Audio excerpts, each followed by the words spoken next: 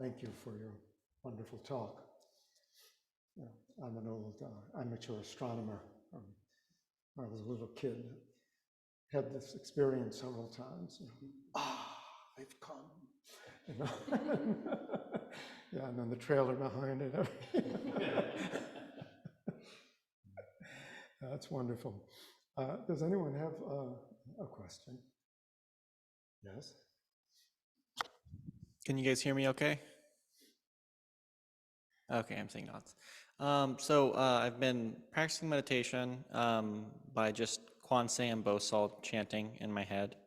And I found that when I get into it, I find myself rocking back on the Kwan Sam and rocking forward on the Bo Sol. And I'm wondering if this is bad. Yeah, well, you got the rhythm, right? That old Kwan Se Bo Sol rhythm. Yeah, that's okay. Just don't make it too obvious. This would be too much. That would disturb people in the room, but can you see that I'm rocking? Yeah. Okay, that'd be okay. Yeah, so we get this practice, into our bodies. This is a very physical practice. I'm sure you've all noticed that. We sit in a very formal, erect posture. We're really attentive to how we're breathing. That's a kind of physicality aspect, of our physical aspect of our practice. We like to think of it as meditation is like mind alone, but it's much more comprehensive than that. And it certainly isn't thinking. We say cut off all thinking. Now, it may seem that your practice form, maybe you sit with what am I, Dawn, well, that's language. It's a kind of thinking, but it has a single point. And so it's the monkey mind that we're trying to tame. Goes this way, goes that way, can't sit still, it's never satisfied. The squirming mind, the squirming body. And you do have to pay attention to your posture, and sometimes you need a minor adjustment, and that's fine. But the room today, everybody was sitting. Everybody I could see was very strong, very clear. So mind and body, really come together in our practice. It's not simply a psychological state. It's very much a physical state as well. I used to practice yoga pretty intensively, and I don't know why, but I don't anymore so much. But you certainly, when you have a yoga practice that's a kind of a spiritual yoga, in my experience, different classes I've had, different teachers, that's an aspect that's often emphasized. This isn't calisthenics. It's sometimes referred to actually as a meditation form. And we have a single asana, to use the yoga term for pose, and it's this, but we also stand. We also do walking, meditation. And so in each of those three forms of practice, attention to the body. We do prostrations. Zen Master Hae is reminding me with this gesture, which is very, very much a physical practice. We don't do them, we do three on Sunday morning practice. The early morning practice is Tuesday and Thursday we do 108, and Saturday we do 108. So 3 times a week, 108 prostrations. If you actually do 108 prostrations 3 times a week, the legs don't hurt so much after a while. But if you miss 1 or 2 times, your legs will hurt a lot. I strongly do recommend, and thank you for reminding me again, it's a physical, prostrations as a practice form. So when you do a prostration, you're revolving around your center of gravity. So when we sit, we're very much aware of our center, our mudra, surrounds the center of gravity, and it gives us a kind of stability. So prostrations is that kind of stability in motion and through motion. Tibetan Buddhists are very serious about prostrations, and a few times I've observed it. I've never done it. Do it on a kind of mat that is smooth, and not only go down like this, but prostrate out completely on the mat, and then come back up. I kind of prefer ours because it keeps this center of gravity that we're revolving around. I think that's all I have to say on that topic. Thank you. Are there any other questions? Anyone online? Anyone? I have a question. Floating in the sky? Like that. Liz has a question. Liz? Yes, Yes, I have a question. Good. So, I realized I had an image of Zen in my head, which was, I don't know whether it's correct or not. So I guess my question is, what is Zen? Zen is dhyana. It's the Japanese pronunciation of the Sanskrit word dhyana, which means meditation. And that's what Zen is as a practice. It's a meditation practice. Chinese pronounce it chana, and the Koreans follow that pronunciation with chan, son, back into Japan for a moment. But chan becomes son. And it's usually transliterated S-O-E-N, or is it S-E-O-N? I think it's S-E-O-N. No, it's S-O-E-N.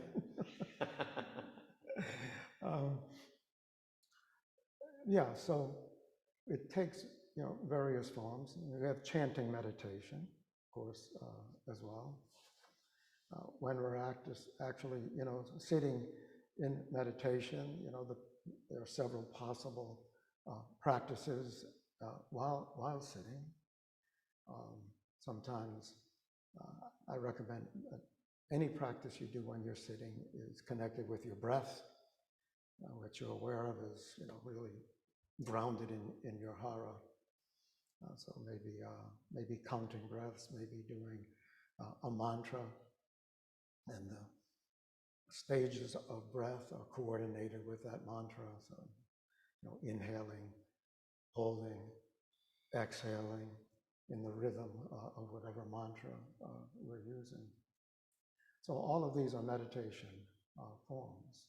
So all of these are, it's become an American word too, of course. Zen and Son will never become an American, common word in American English. So of course we call it Zen. This is not the Kansas Son Center, really is, but it's the Kansas Zen Center because everybody knows what Zen is. Not that we have any quarrel with Japanese or Japanese Zen. A lot of our friends practice Japanese Zen. Both the Master Hae Kwang and I are members of the, what did we call this national association? Yeah, American Zen Association. And there are annual meetings, and we have some of them are our friends, and we meet them online. So sometimes there's the perception that, Korean Zen, yes, Japanese Zen, not so good. There's nothing of that at all. And so if you want to practice real Zen, maybe you have to go to Japanese and practice Son with us though, okay? There's no need to switch. Maybe your question was deeper than that. You know, what is Zen? What is meditation? Zen Master Sung-san used to respond to that question by saying, meditation means keeping a not moving mind. That's the way he expressed it. If you're paying attention, you will notice how often your mind moves in, say, a half hour of meditation. If you're not paying attention, your mind is probably moving a lot more, but you're not even aware of it. It's just the constant stream of consciousness rolling over and over and over. So it really helps to have a very strong, specific practice form and to stay with it for a long time anyway. And then you might entertain the notion of maybe a different practice form. You'll be able to stay with it better. And that's quite possible, and you should consult a teacher about that. There are several practice forms that we recognize and teach in the Quantum School of Zen. All of them include this strong center and coordinating with the breath. Are there any other questions? And thank you for your question. Is there something here? Some days we have maybe 3 or 4 people in the Dharma room, and some days it's medium full like today, and some days, a few days, we've had it really full. And some days I find myself wishing we had more people in the Dharma room. Mm-hmm. And so I guess my question is, when is the sangha complete? When what? When is the sangha complete? When is the sangha complete? At this very moment, the sangha is complete. And it may be true that we only have 3 or 4 in the room, but we always have 3 or 4 on the screen as well. And we got a bigger screen. So, of course, now everyone's projected onto the wall. This is, I'd say, bigger than life size. What do you think? No. And so we come in various sizes. Yes, it would be better if we had a stronger attendance during the week.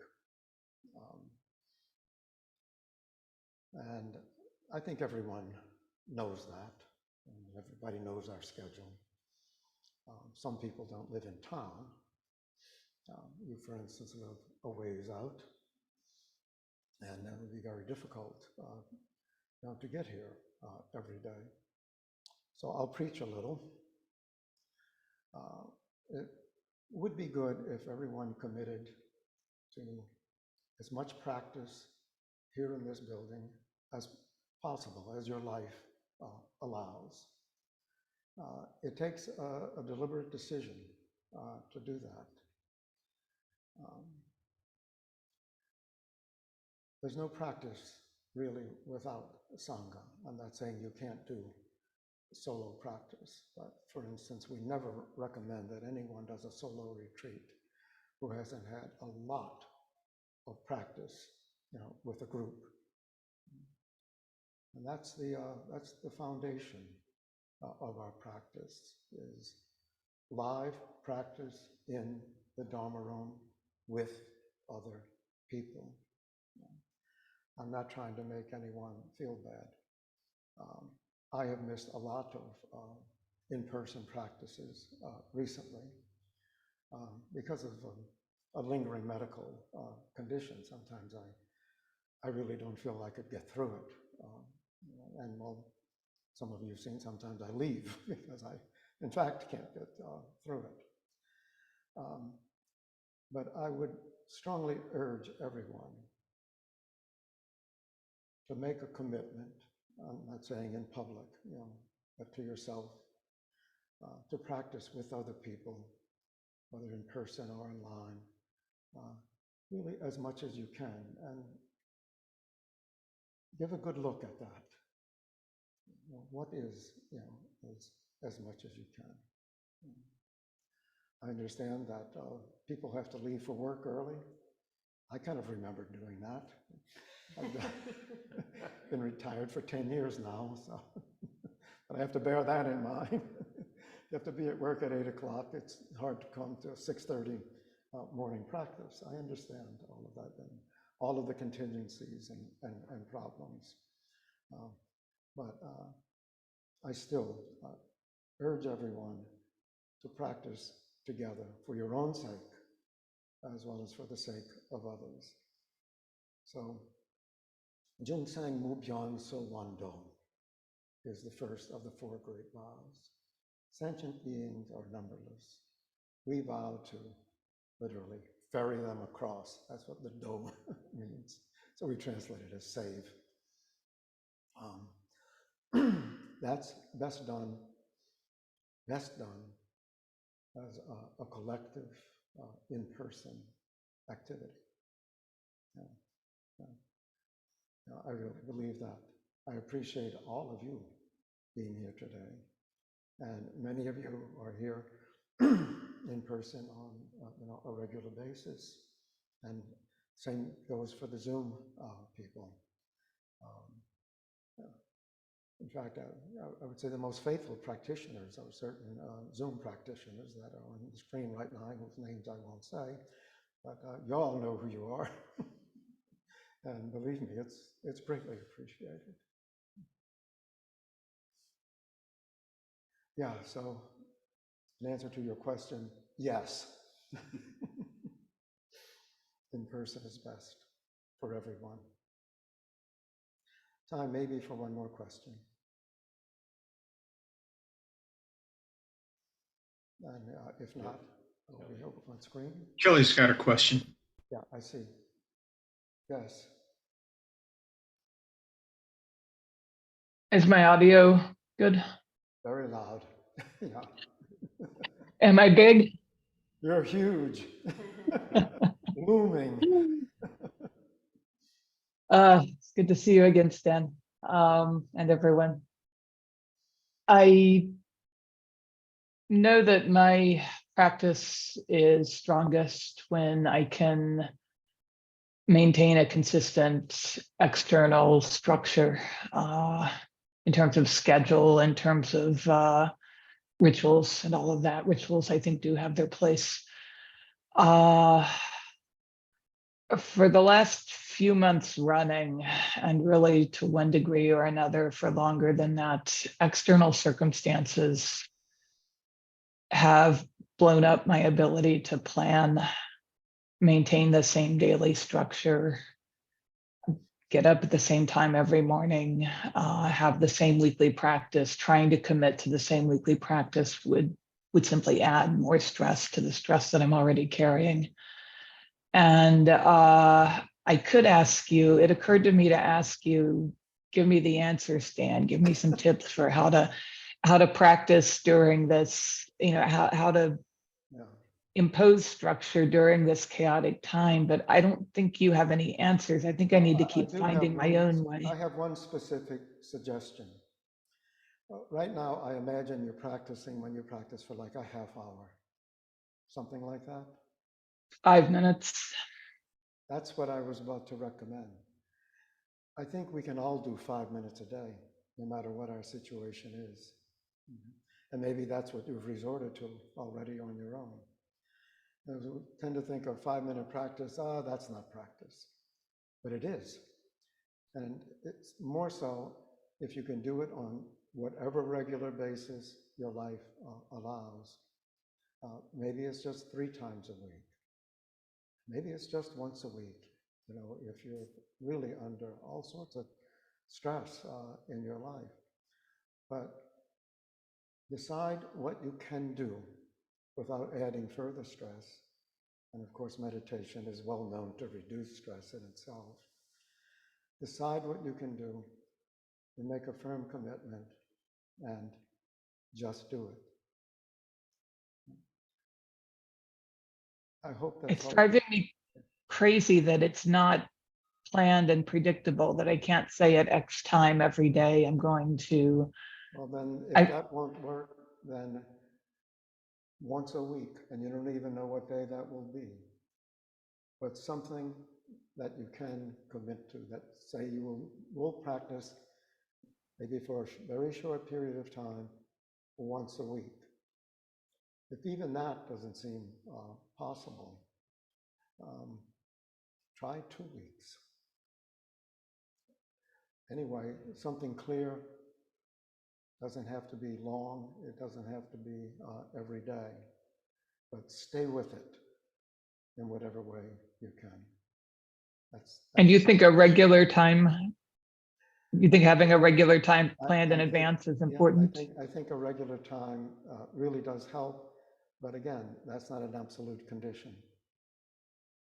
It isn't.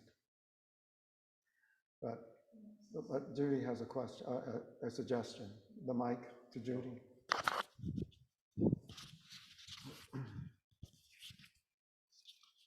It's not so much the time, but the place in the day, like before breakfast or before bedtime, which is generally not recommended. But so it's not like 8 o'clock in the morning or 7 o'clock in the morning, but it's before I have breakfast or before I have lunch, something like that, I think is a little bit easier. Yeah, thank you. Yeah, I agree. Thank you. Find what you can do. See what helps you to stick with even a very Thank you. minimal schedule. Thank you. And I think it's time for announcements now. Stop the recording.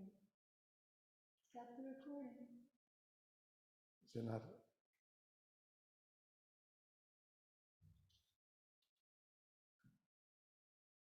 So you can stop the recording.